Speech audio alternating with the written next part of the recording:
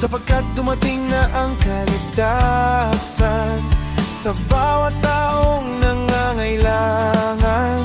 Si Kristo Jesus ang kasagutan sa bawat problemang dinadaanan. Hindi ka nag-iisa, kaibigan, kasama mo ang Diyos kahit saan, sapagkat si Jesus ang ilaw ng sanlibutan. Kung tatanggapin mo si Jesucristo sa mong buhay at iyong puso, magiging masaya ang iyong Pasko, sapagkat siya lamang ang tunay na regalo.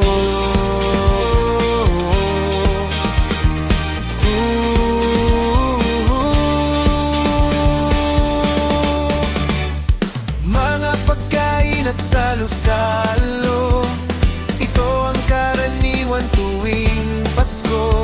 Subalit ang tunay na pagdiriwang nito ay nakalimutan na ng mga tao. Kaya nga dapat nang maunawaan kung bakit si Kristo ay isinilang, hindi upang mamuhay sa kasamaan, kundi mamuhay ng may kabanalan.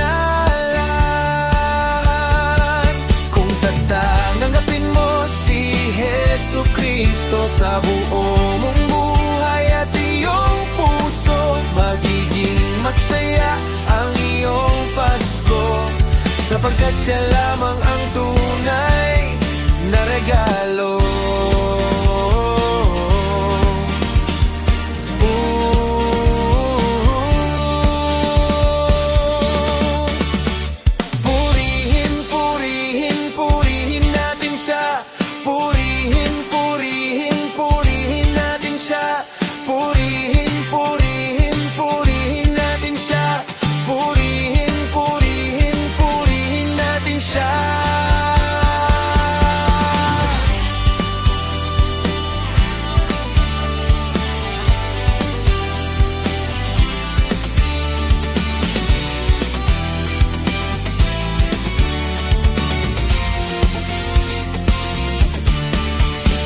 Tatanggapin mo si Jesucristo sa buo mong buhay at iyong puso, magiging masaya ang iyong Pasko, sapagkat siya lamang ang tunay na regalo.